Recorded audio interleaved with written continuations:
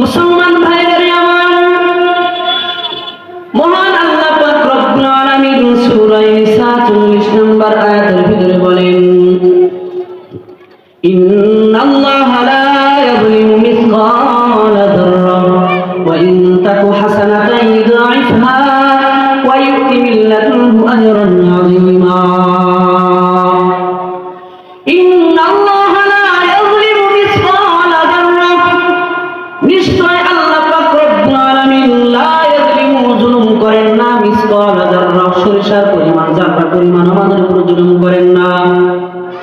ওয়া ইন তাকু হাসানাতান ইউদাইফহা, যদি কোনো ব্যক্তি একটা নেক কাজ করে ইউদাইফহা, সেটাকে আল্লাহ পাক রব্বুল আলামিন দ্বিগুণ করিয়ে দেন, বাড়িয়ে দেন।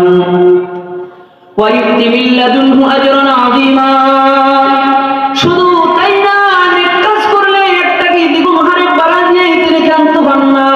ওয়া ইউতি মিন লাদুনহু আজরান আযীমা, তার জন্য আল্লাহ পাক রব্বুল আলামিন উত্তম প্রতিদান দিবেন। সুবহানাল্লাহ।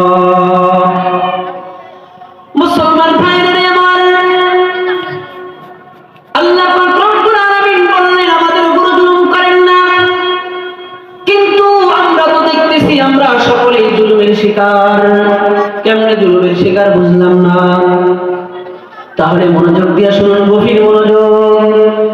আমি অসুস্থ হয়ে গেছি, আল্লাহ পাক রব্বুল আলামিন আমাকে অসুস্থ দিয়েছেন।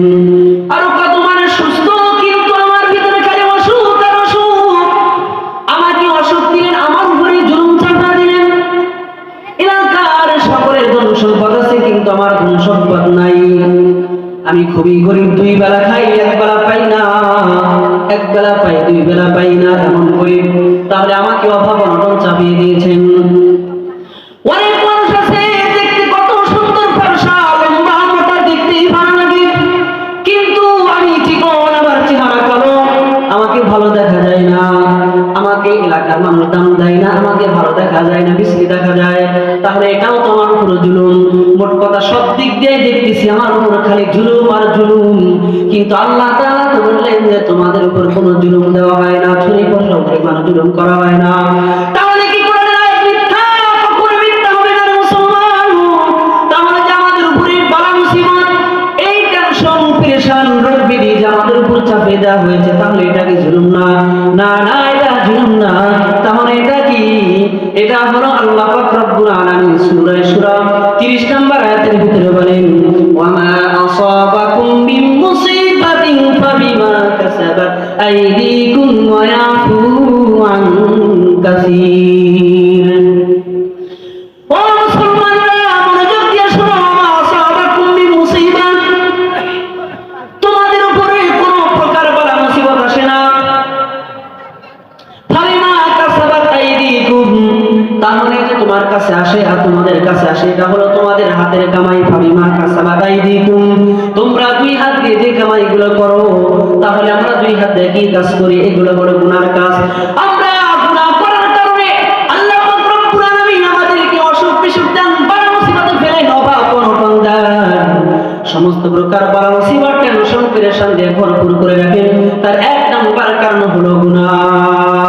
ও মুসলমান, আমরা সকাল থেকে সন্ধ্যা পর্যন্ত লক্ষ্য করলে দেখা যায় এমন কোন গুনাহ নাই যা আমরা বাদ দেই নাই। ছোট থেকে বড় সমস্ত প্রকার গুনাহ আমরা করি, কিন্তু যেই পরিমাণ গুনাহ করে এই পরিমাণ শাস্তি তো আল্লাহ তাআলা দেন নাই, শুধুমাত্র কিছু দিয়েছেন যাতে করে আমরা ফিরে আসতে পারি। কারণ আল্লাহ পাক রব্বুল আলামিন বলেছেন, আফু আন কাসীর, আমি তো অনেক গুনাহ ক্ষমা করে দিই, আর যদি ক্ষমা না করতাম তাহলে আরো মুসিবত তোমাদের উপর বেশি আসতো। 1 নম্বর কারণ হলো, এই বালা মুসিবত আসার 1 নম্বর কারণ হলো গুনাহ। এই গুনাহ করার কারণে আল্লাহ পাক রব্বুল আলামিন আমাদের উপর সমস্ত প্রকার বালা